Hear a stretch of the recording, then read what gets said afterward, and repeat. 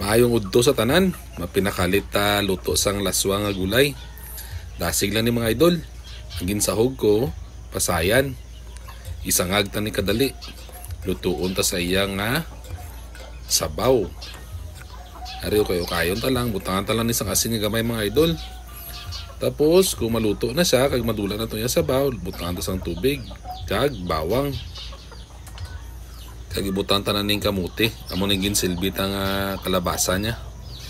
Mas tamis siya mga idol, mas namit. After ta butang ang kamuti, butangan ta sang bagoong gamay habang wala pa siya gabukal. Tapos sulaton ta lang siya nga magbukal. Kung humok na ang kamuti, butang ta na ang talong.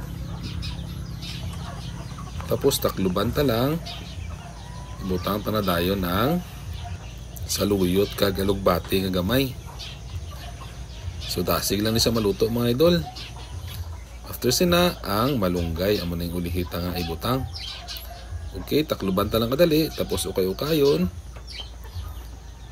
Ari na, luto na mga idol. Tara, maniud to ta. Thank you for watching.